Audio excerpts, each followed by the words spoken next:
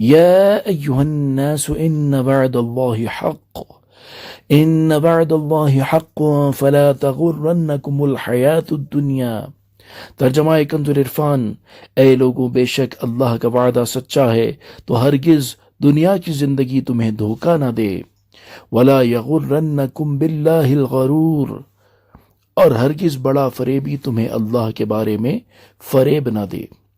تفسیر صراط الجنان۔ اس آیت میں اللہ تعالیٰ نے نصیحت کرتے ہوئے ارشاد فرمایا کہ اے لوگوں، بے شک اللہ تعالیٰ کا وعدہ سچا ہے، قیامت ضرور آنی ہے، مرنے کے بعد ضرور اٹھنا ہے، اعمال کا حساب یقیناً ہوگا اور ہر ایک کو اس کے کیے کی جزا بے شک ملے گی۔ تو ہرگز دنیا کی زندگی تمہیں دھوکہ نہ دے کہ اس کی لذتوں میں مشغول ہو کر تم آخرت کو بھول جاؤ۔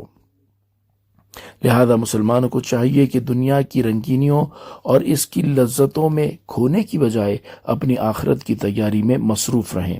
حضرت عبداللہ بن عمر رضی اللہ تعالی عنہما فرماتے ہیں کہ رسول اللہ صلی اللہ تعالی علیہ وآلہ وسلم نے میرا کندھا پکڑ کر ارشاد فرمایا، دنیا میں یوں رہو گویا تم مسافر ہو یا راہ چلتے۔ حضرت عبداللہ بن عمر رضی اللہ تعالی عنہما فرماتے تھے کہ جب تم شام پالو تو صبحوں کے منتظر نہ رہو، اور جب صبحوں پالو تو شام کی امید نہ رکھو، اور اپنی تندرستی سے بیماری کے لیے اور زندگی سے موت کے لیے کچھ توشہ لے لو۔ اللہ تعالی ہمیں دنیا کی حقیقت کو سمجھنے اور اس کی رنگینیوں سے دھوکہ نہ کھانے کی توفیق عطا فرمائے، آمین۔ وَلَا يَغُرَّنَّكُمْ بِاللَّهِ الْغَرُورُ، اور ہرگز وہ بڑا فریبی تمہیں اللہ تعالیٰ کے بارے میں فریب نہ دے۔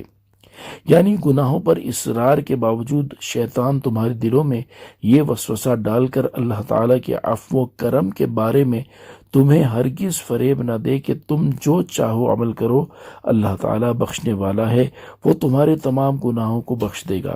بے شک گناہ گار کی مغفرت ہو جانا ممکن ہے، لیکن مغفرت کی امید پر گناہ کرنا ایسا ہے جیسے ناساز طبیعت کے درست ہونے کی امید پر زہر کھانا۔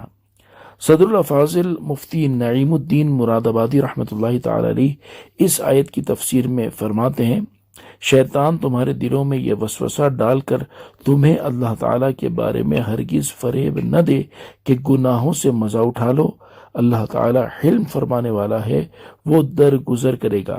اللہ تعالیٰ بے شک حلم والا ہے، لیکن شیطان کی فریب کاری یہ ہے کہ وہ بندوں کو اس طرح توبہ اور عمل صالح سے روکتا ہے اور گناہ و معصیت پر جری کرتا ہے۔ اس کے فریب سے ہوشیار رہو۔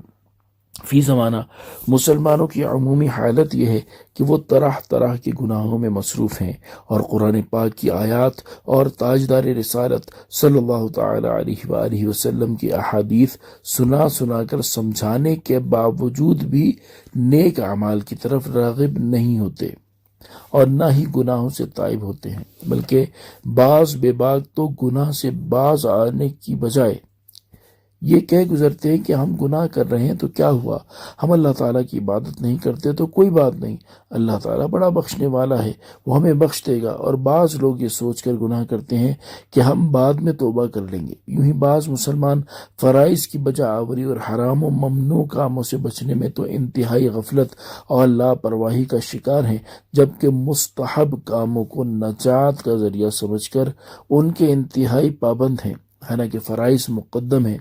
اللہ تعالیٰ انہیں ہدایت اور عقل سلیم عطا فرمائے، آمین بجاہ النبی الامین صلی اللہ تعالی علیہ وآلہ وسلم۔